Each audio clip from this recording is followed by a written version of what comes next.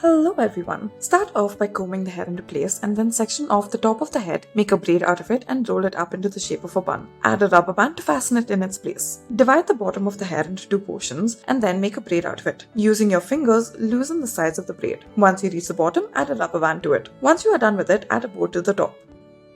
For our next hairdo, comb the hair into place and then divide the hair into two sections. Then, divide each section into the bottom half and the top half. Tie a rubber band to the bottom half and then divide another small section and add another rubber band to it, joining the bottommost half to it. Continue this process until you reach the top. Add a braid to the top and then roll it up into a bun shape.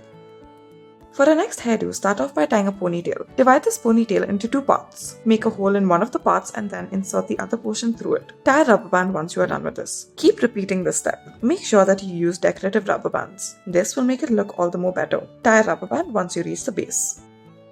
For our next hairdo, divide the hair into 5 portions. Taking the centermost portion, make multiple divisions in it and join it to all of the portions. For the bottom portion of it, add multiple rubber bands as such, using a small portion from the center as well. Once you are done with this, join this to the side, roll it up into the shape of a bun. For our next hairdo, divide the top of the hair into one portion, make 2 braids out of it, roll it up into a bow shape. Make 2 braids off the bottom and then add a hair stick through the top. Roll the braids upwards. This will make it look all the more better.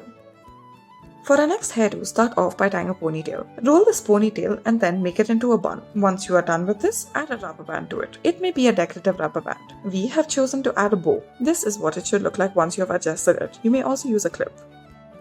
For our next hairdo, tie the hair up at the bottom. Make it a ponytail and then begin to braid the hair. Once you are done braiding the hair, roll it upwards and then add a decorative clip to it.